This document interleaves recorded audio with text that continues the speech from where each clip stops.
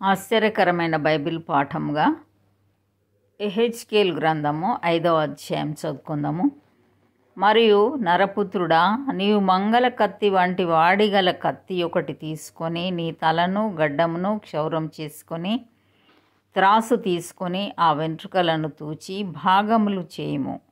పట్టణమును ముట్టడి వేసిన దినములు సంపూర్ణమైనప్పుడు నీవు పట్టణములో వాటి 3వ భాగమును కాల్చి 2వ భాగమును తీసి ఖడ్గము చేత హతము చేయు రీతిగా దానిని చుట్టూ విసిరికొట్టి మిగిలిన భాగము గాలికి ఎగిరిపోనిమ్ము.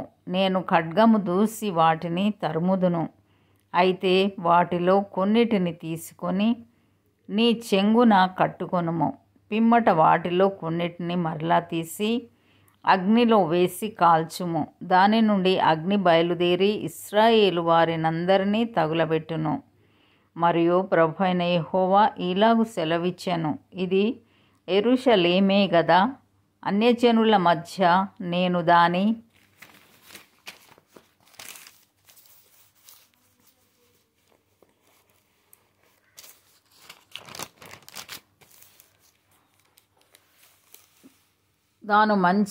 దాని నుంచి తిని దాని చుట్టూ రాజ్యములున్నవి. అయితే వారు నా విధులను తృణీకరించి నా కట్టడలను అనుసరింపక దుర్మార్గతను అనుసరించుచు నా విధులను కట్టడలను త్రోసివేసి తమ చుట్టూనున్న అన్యజనుల కంటెను దేశస్థుల కంటెను మరి అధికముగా దుర్మార్గులైరి. కాబట్టి ప్రభువైన యెహోవా ఈలాగు సెలవిచ్చుచున్నాడు, నా కట్టడలను అనుసరింపకయు నా విధులను గైకొనకయు నుండువారై మీ చుట్టూనున్న అన్యజనులకు కలిగి ఉన్న విధులనైనను అనుసరింపక మీరు మీ చుట్టూనున్న దేశస్థుల కంటే మరి అధికముగా కఠిన హృదయులైతిరి. కావున ప్రభువైన యెహోవానగు నేను నీకు విరోధినైతిని. అన్యజనులు చూచుచుండగా నీకు శిక్ష విధింతును.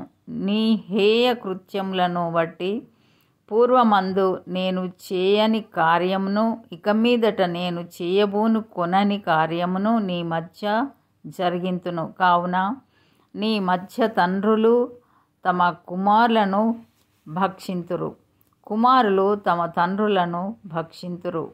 ఈ ప్రకారం నేను నీకు శిక్ష విధించి నీలో శేషించిన వారిని నలు దిశల చెదరగొట్టుదును. నీ హేయ దేవతలన్నిటినీ పూజించి నీవు చేసిన హేయమైన క్రియలన్నిటి చేత నా పరిశుద్ధ స్థలమును అపవిత్రపరచితివి గనుక కరుణా దృష్టి అయినను జాలి అయినను లేక నేను నిన్ను శిక్షింపజేసేదనని నా జీవముతోడు ప్రమాణం చేయుచున్నాను. ఇదే ప్రభువు యెహోవా వాక్కు. కరువు వచ్చి ఉండగా నీలో 3వ భాగము తెగులు చేత మరణమవును. 3వ భాగము ఖడ్గము చేత నీ చుట్టూ కూలును. నేను కత్తి దూసి మిగిలిన భాగమును నలుదిశల చెదరగొట్టి తరుముదును. నా కోపము తీరును. వారి మీద నా ఉగ్రత తీర్చుకొని నన్ను ఓదార్చుకుందును. నేను వారి మీద నా ఉగ్రత తీర్చుకొను కాలంన యెహోవానైనా నేను ఆసక్తి గలవాడనై అలాగు సెలవిచ్చితినని వారు తెలుసుకొందురు.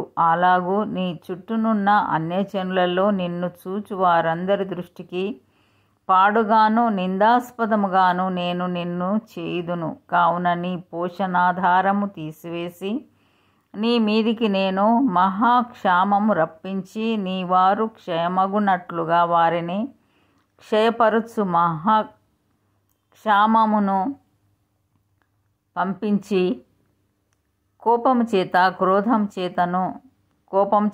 క్రోధం చేతను కఠినమైన గద్దింపుల చేతను నేను నిన్ను శిక్షింపగా నీ చుట్టూనున్న అన్యజనులకు నీవు నిందకును ఎగతాళికిని హెచ్చరికకును విస్మయమునకును ఆస్పదముగా ఉందువు. యెహోవానగు నేనే ఆజ్ఞ ఇచ్చి ఉన్నాను.